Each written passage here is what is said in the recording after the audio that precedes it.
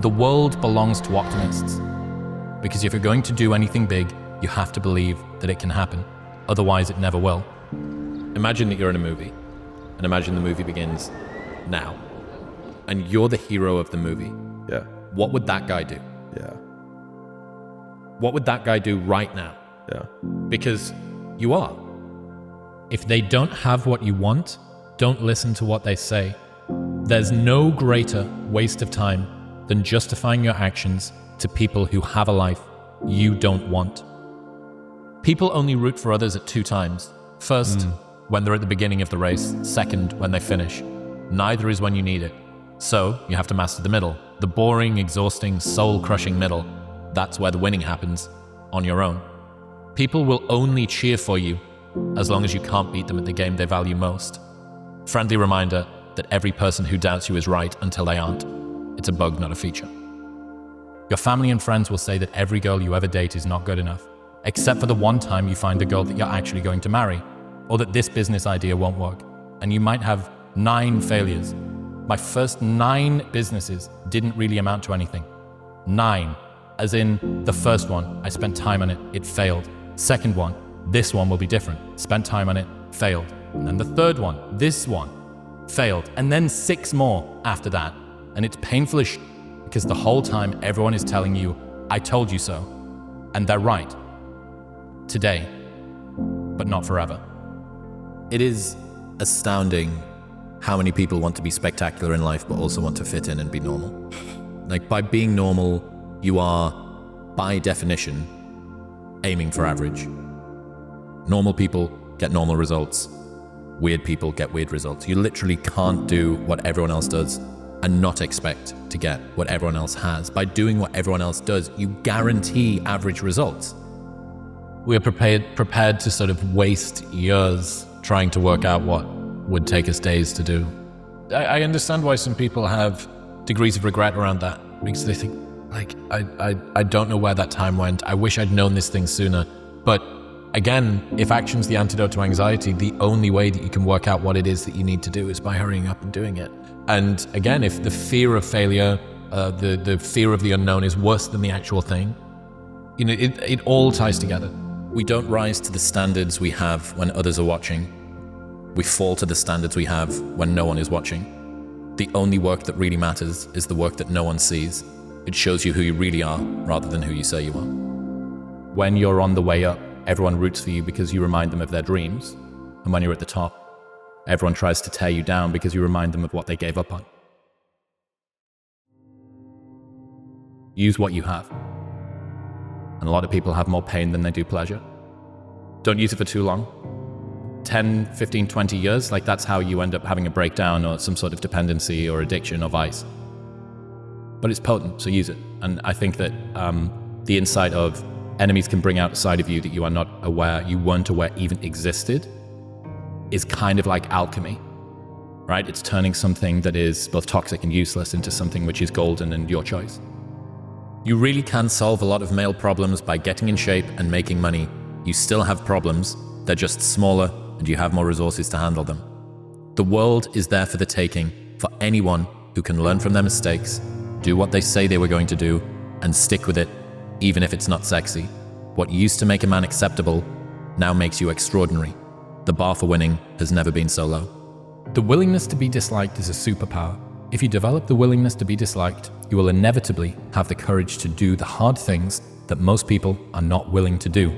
This will then imbue your life with a sense of meaning and importance. It will also lead to success that others will be too intimidated to go after.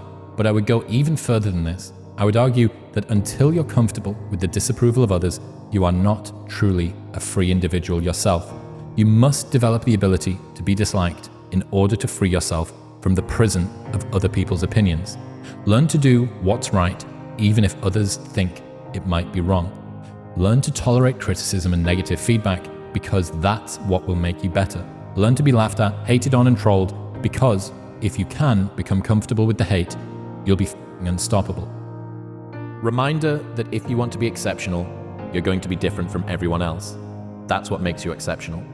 You can't fit in and also be exceptional. Both have discomfort.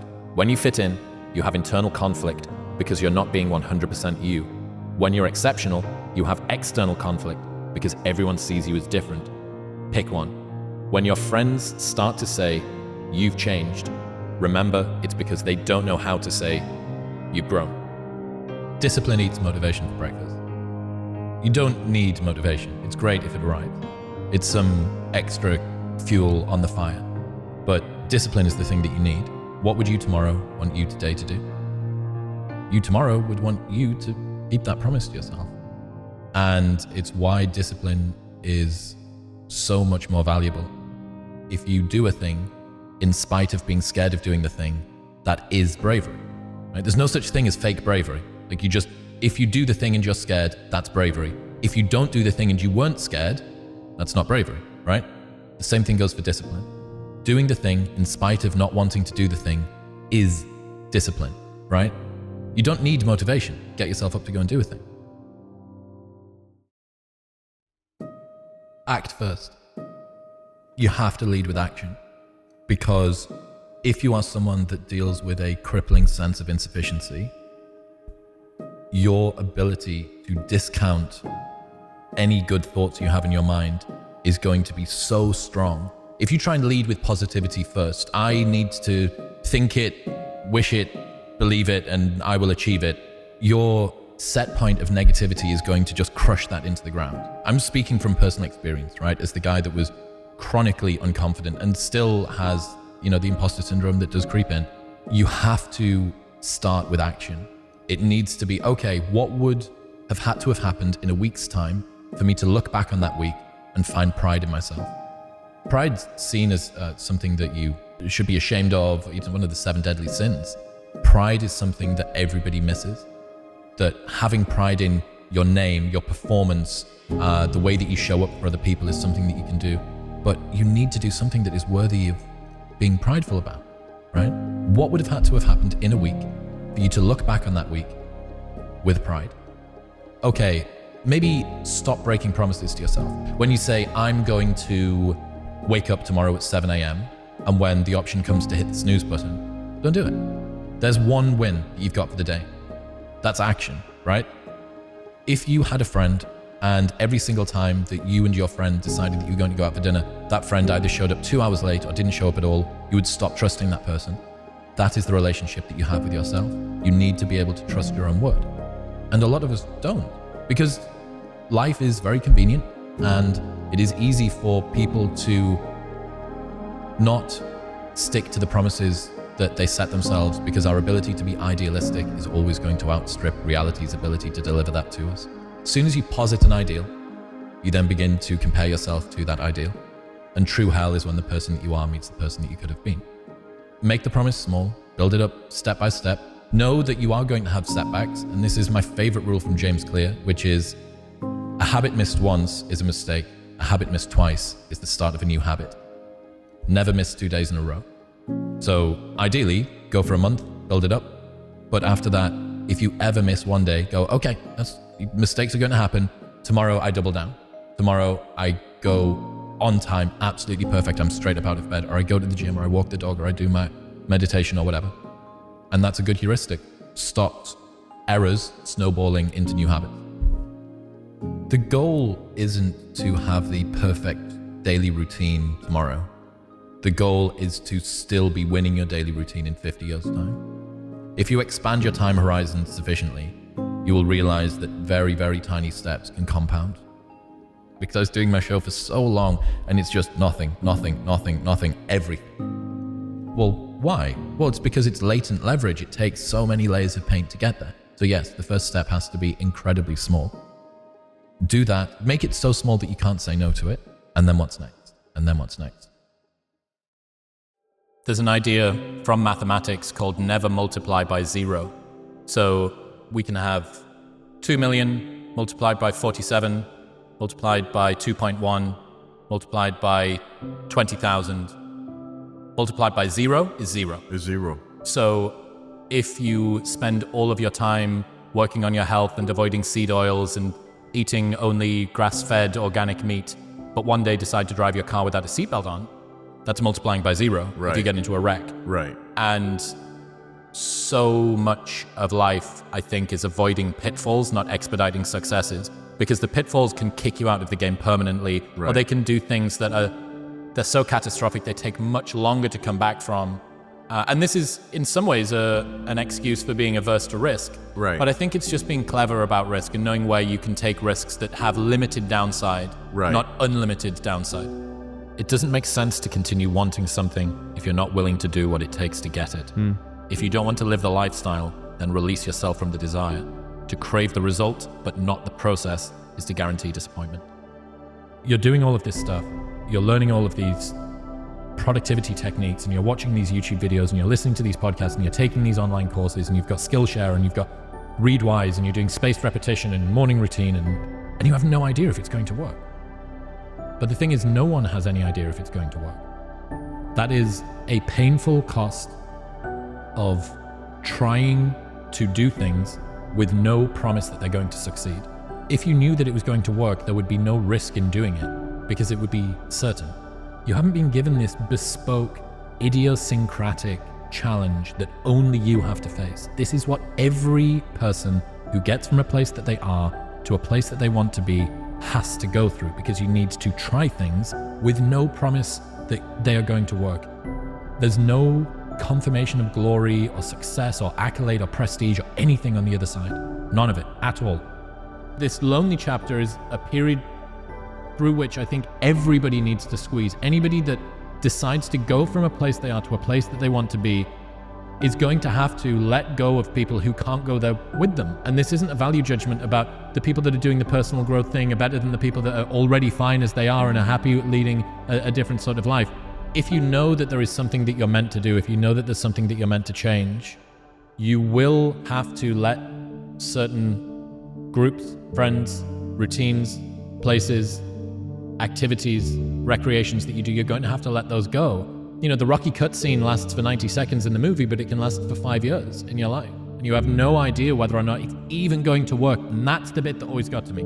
The bit that always got to me was I didn't even know if there was going to be any glory on the other side. It's like ordering an Uber and never knowing if it's going to arrive or not. And you think, well, I'm just stood here doing the thing, but I don't know if it's going to come out on the other side. And I can promise you, anybody that has done anything, moved from any place they were to any place that they want to be, has gone through this lonely chapter. This is the discomfort that everybody feels, whether you're launching a business or doing personal development or doing all the rest of it. And as opposed to thinking about it as a bug, think about it as a feature. And as opposed to thinking about it as something that's a personal curse that's difficult, think about it as the selection criteria that everybody has to get over. That's the reason why so few people are equanimous and actually have peace in their mind. Because meditation is hard and everyone thinks, am I doing it right? This kind of sucks and I'm twitchy and I'm tired today. Why are so few people in shape? Because going to the gym and sticking to the gym is difficult. Maybe it's a tiny bit easier for some people that like it than others, but for most people, most of the time, it's really, really hard.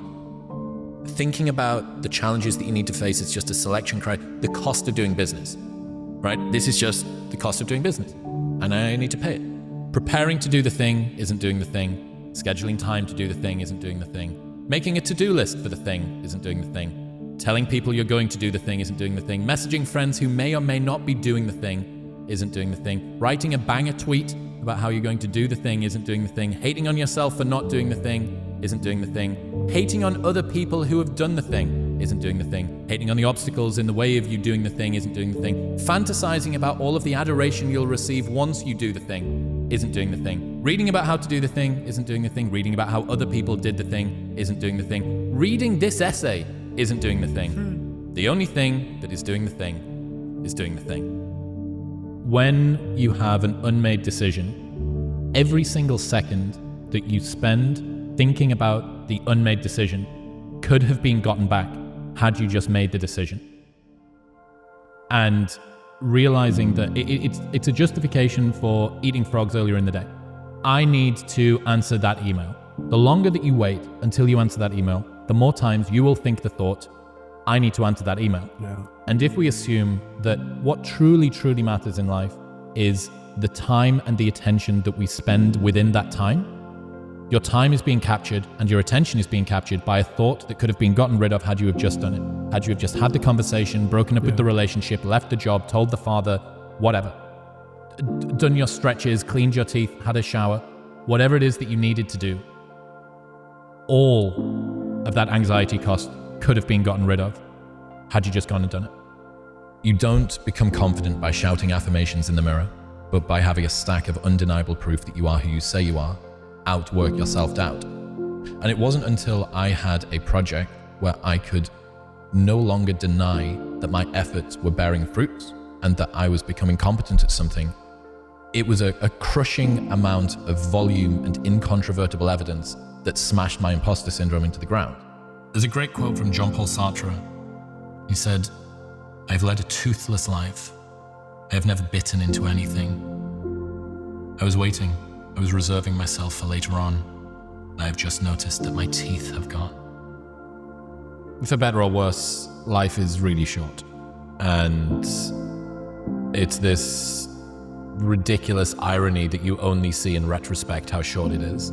Right? It doesn't feel short at the time, but I bet when you get to your 80s and you look back, you think, holy, that went by in no time at all.